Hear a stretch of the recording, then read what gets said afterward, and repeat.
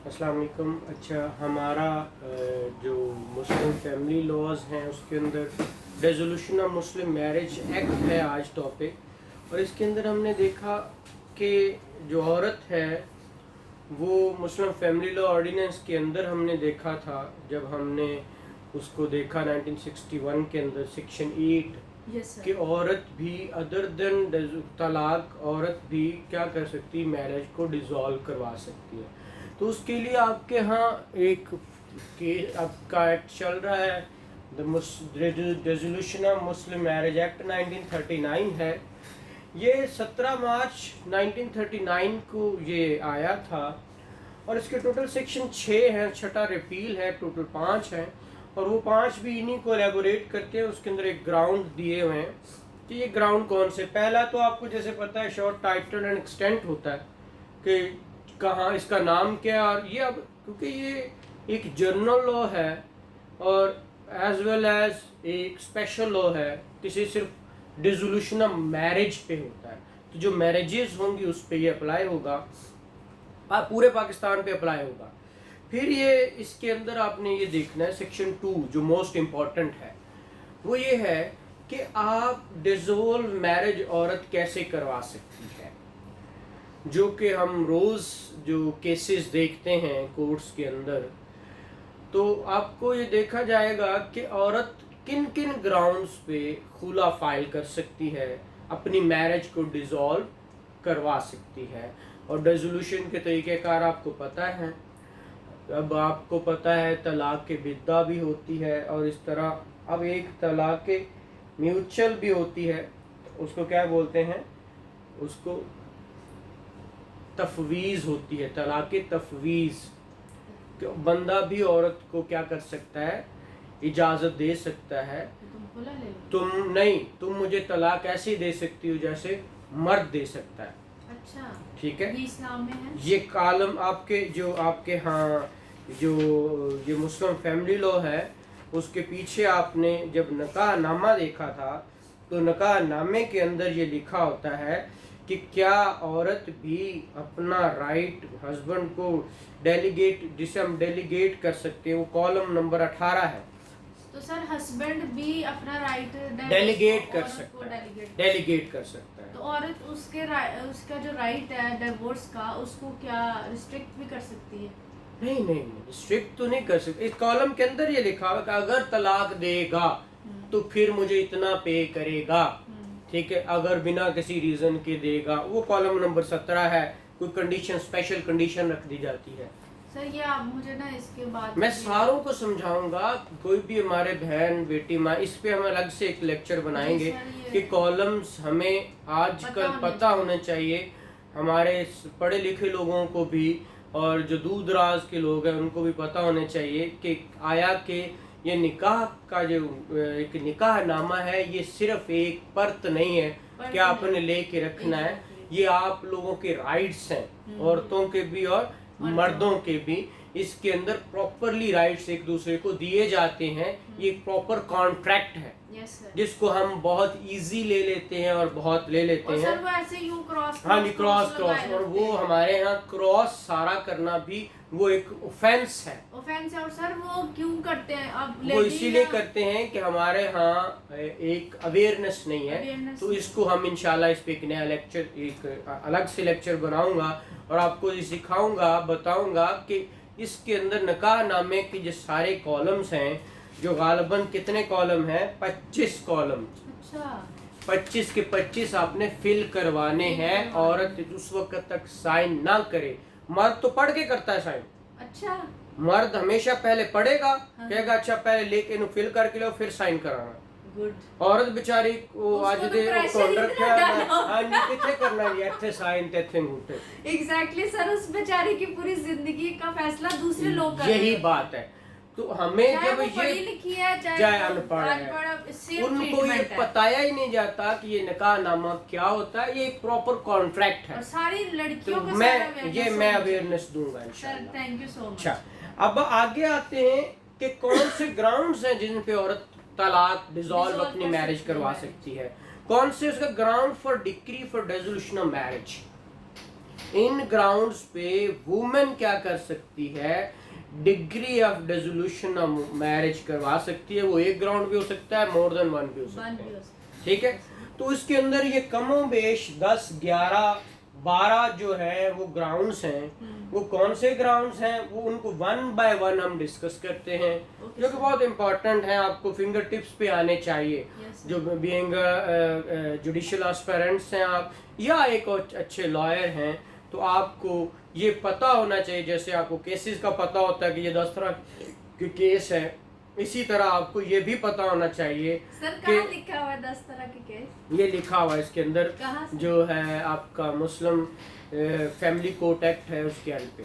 अच्छा सर कहाँ, शेड्यूल में? शेड्यूल क्या नंबर है शेड्यूल का? 5। अच्छा, उसके अंदर ये अब बातें ये है, शेड्यूल उसके अंदर 2 है। एक शेड्यूल सेक्शन 5 का शेड्यूल है, पार्ट 1 और पार्ट 2 है। पार्ट 2 में है ना? पार्ट 1 में है, पार्ट 2 में तो ऑफेंसेस हैं कि कौन से मैरिज के रिलेटेड ऑफेंस कौन से हो सकते हैं और कौन सा फैमिली कोर्ट सुन सकता है। तो उस पर भी हम एक लेक्चर इंशाल्लाह अलग से बनाएंगे। सर उस पे क्वेश्चन भी आ सकता है, क्वेश्चन मस्ट आएगा, क्योंकि आज तक जो बच्चे भूल जाते हैं, छोड़ देते हैं, हमने बचपन से देखा होगा, जो बच्चे छोड़ देते हैं वही आ जाता है। और सर वो देखे ना कि जब एक फैमिली कोर्ट कब एक एज अ क्रिमिनल कोर्ट या एक्ट कर सकती है। अच्छा, अब डिसोल्यूशन के ग्राउंड्स में पहला ग्राउंड है कि अगर हस्बैंड गायब हो जाए और उसका वेयर अबाउट्स ही पता नहीं है, ठीक है, तो फिर औरत कहाँ जाए? 4 साल तक औरत ने वेट किया है। 4 साल तक? सर मेरे में तो कम है। ठीक है, 4 साल तक, 4 इयर्स तक। कब तक? 1 ईयर सर इधर लिखा हुआ है। नहीं, ये मेरे पास जो आपके पास लेटेस्ट है जी 4 इयर्स है, ठीक है। 4 इयर्स तक उसका पता ही ना चले, तो फिर सवाल पैदा होता है कि जिसका पता ही नहीं है, तो फिर आपने जब डिसोल्यूशन करनी है तो फिर रेस्ट तो लिखना है, किसको नोटिस भेजेंगे? तो वो आपका ये पहले ग्राउंड को उसने ये सेक्शन नंबर 3 इसका उसके अंदर इसको क्या किया है, एलाबोरेट किया है, जो मैं आपको पहले पढ़ के सुना देता हूँ।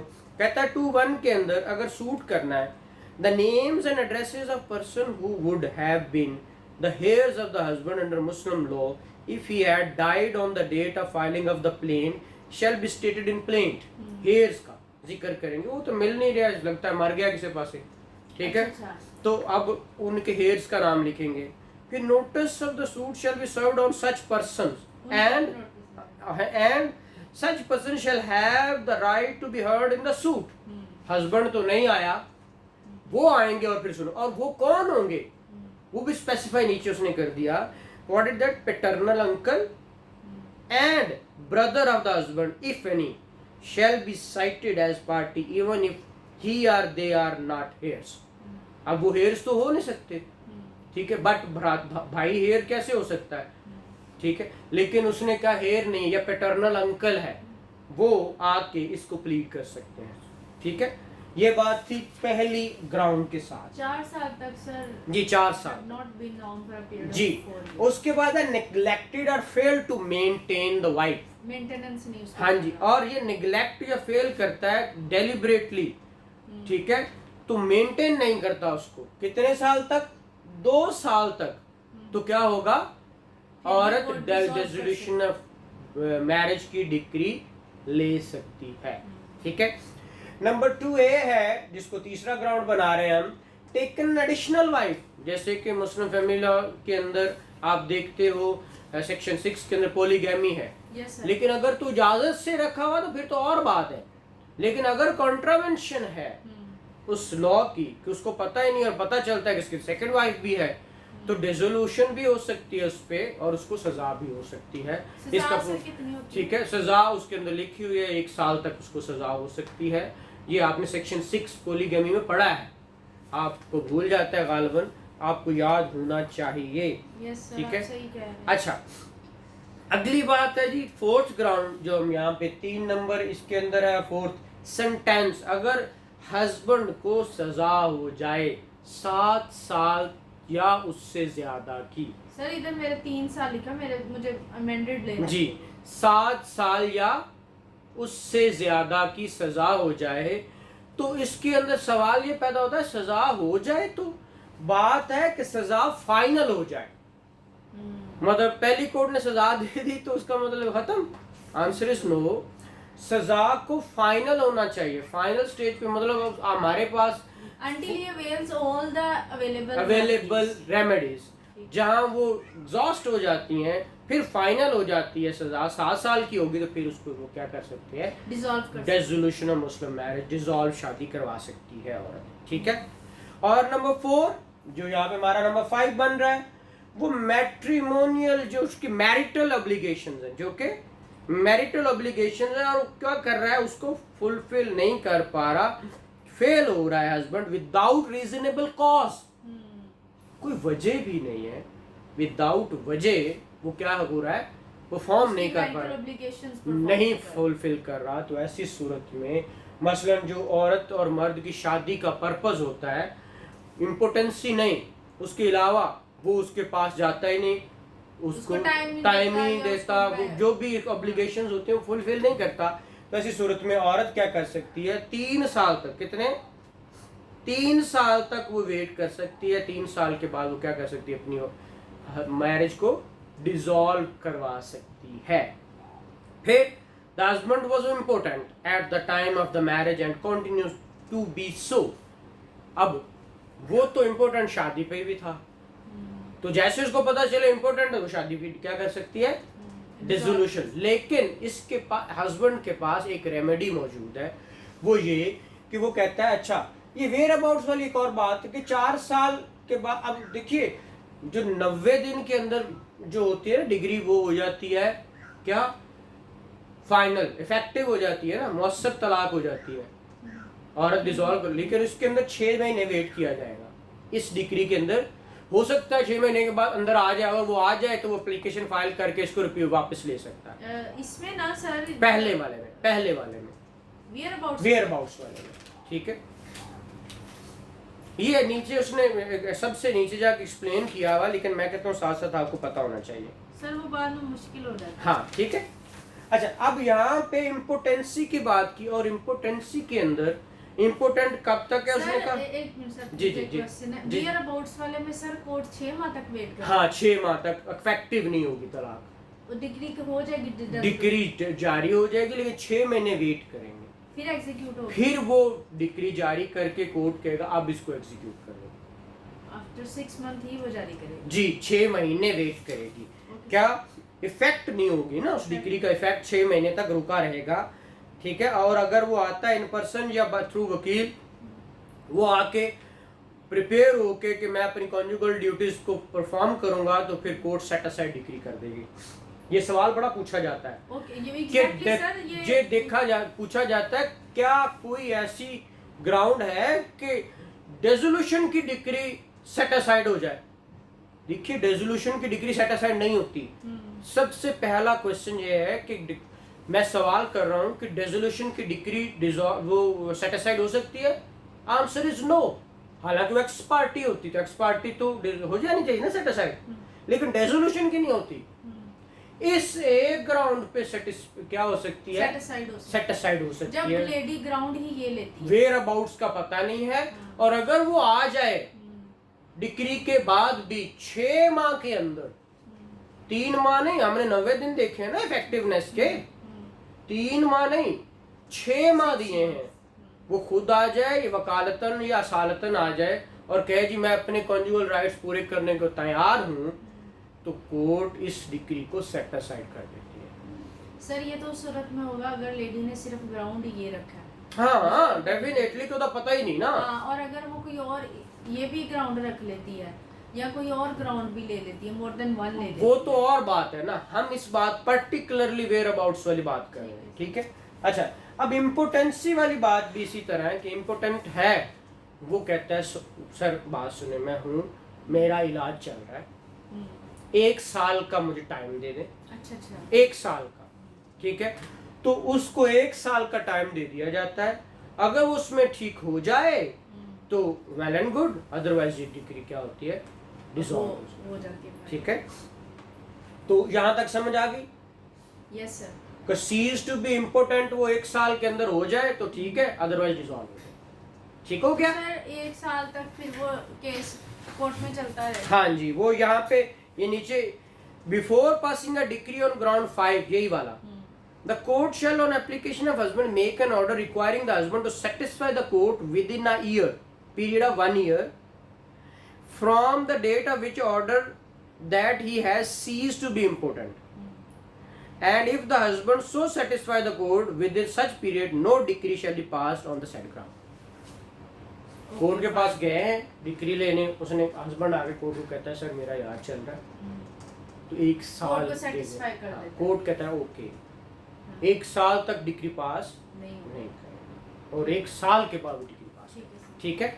अच्छा, तो यहाँ पे इसके बाद इंसेनिटी है, अगर बंदा इंसेन है और 2 साल हो गए उसको इंसेनिटी को, तो वो क्या कर सकती है, डिक्री ले सकती है, डिसॉल्व शादी कर सकती है।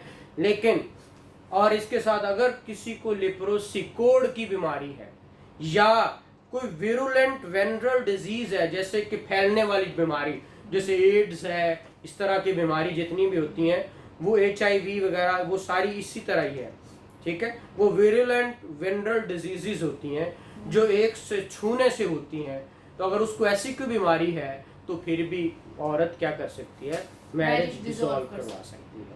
और फिर ये 8वां ग्राउंड उस सूरत में है कि जब औरत अभी 16 साल की, क्या एज है, 16 साल तक, ठीक है, उस 16 साल से पहले क्या करती है, उसकी शादी कर दी जाती है, उसका बाप कर देता है या कोई गार्डियन कर देता है, और जिस वक्त वो अटेन कर जाती मेजोरिटी, तो 18, तो अपनी शादी को रिप्यूडिएट कर सकती है, कहती है मैंने इसके साथ नहीं करनी, क्योंकि अब वो बलूगत की उम्र में, अब वो एक मेजोरिटी की उम्र में आई। लेकिन शर्त ये है कि वो शादी कंज्यूमेट ना हुई हो। कंज्यूमेशन कहते हैं कि टेक प्लेस, हस्बैंड और वाइफ के जो ताल्लुकात होते हैं, मैरिटल फिजिकल रिलेशनशिप, वो ना हुआ हो, तो ऐसी सूरत में इस ग्राउंड पे भी क्या हो सकती है, डिक्री डिसॉल्व हो सकती है जी। और ये करोलिटी है, ये 10 ग्राउंड है, इसके अंदर जो बहुत सारे करोलिटी के अंदर क्या क्या चीजें आती हैं वो बताई जा रही है। 6 चीजें उसने बताई हैं। नंबर 1 के उसका काम ही ये है रोज आके उसको मारना, कूटना, साल्ट करना, उसकी लाइफ को मिजरेबल बना दिया है उसने, फिजिकल इल ट्रीटमेंट करता है उसको, कंडक्ट ऐसा है उसको, तो वो ऐसी चीज़ों से क्या कर सकती है, ये क्रूरटी में आता है, उस ग्राउंड पे वो क्या कर सकती है, डिसॉल्व करवा सकती है।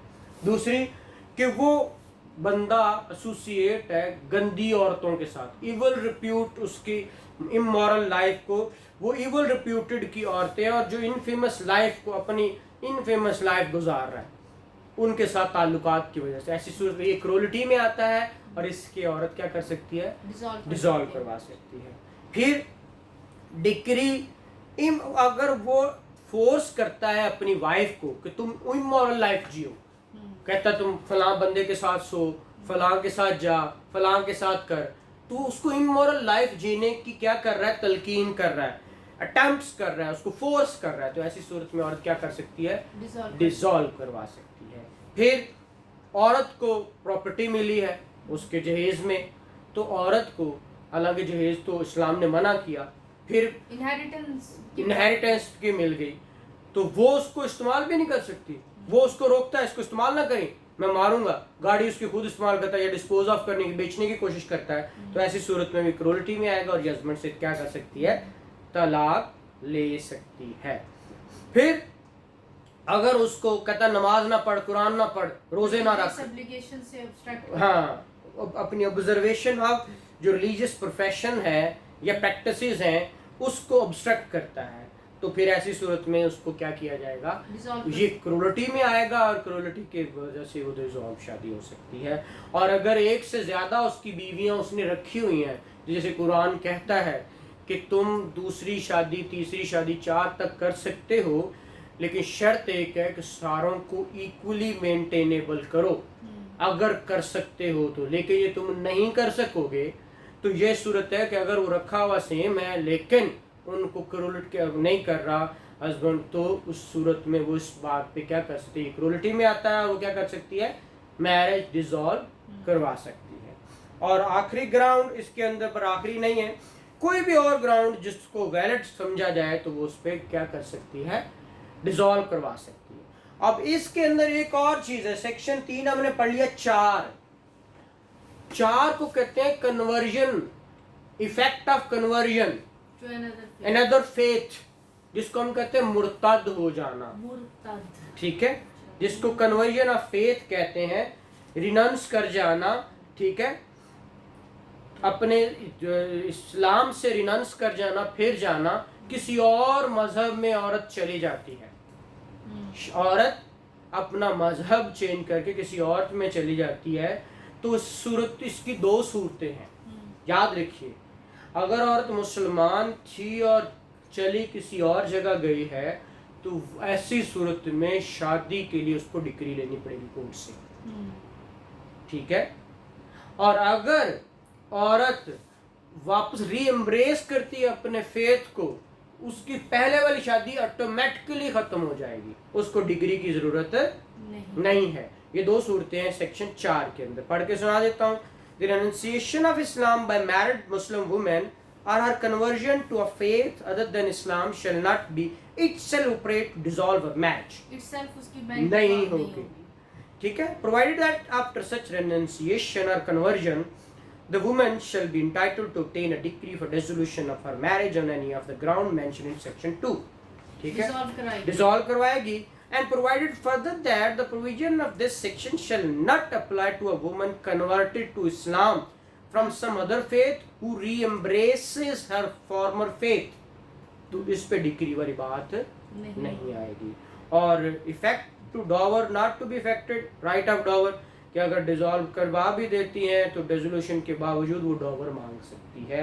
वो डॉवर के लिए हमने डॉवर पे कोई डिसॉल्व का कोई असर नहीं पड़ेगा, लेकिन वो आपने देखा है कि सर वो जो सरेंडर करती है लेडी, वो तो उधर लिखा है मुस्लिम फैमिली लॉ के अंदर 61 में है, ये 39 का है। ठीक है, तो उसके अंदर उन्होंने बता दिया है। ये वाला एप्लीकेबल है नहीं, ये रेजोल्यूशन पे है। ये तो उसने सिर्फ डॉवर तो मांग सकती है ना, अगर उसने फॉरगो करना है तो बाकी तो लेना है ना। लेकिन सर रेजोल्यूशन वो इसमें आके हाँ, रेजोल्यूशन की ग्राउंड इसमें है, उसमें तो ग्राउंड है ही नहीं। 61 में ग्राउंड देखा कहीं? नहीं, ग्राउंड नहीं है, लेकिन उसमें रेजोल्यूशन ऑफ मैरिज क्या वो प्रोसीजर तो दिया है। प्रोसीजर थे, वो तरीकाकार तो बताया हुआ है, लेकिन उसने कहा कि औरत तलाक डिसॉल्व अदर देन मैरिज कैसे करवा सकती है, बस उसने कहा करवा सकती है, जैसे 7 में है। अब एक होती तलाक मुबर्रा, एक होती तलाक तफवीज़, एक तलाक हसन, हसन और बिद्दा, ये आपने पढ़ा हुआ है।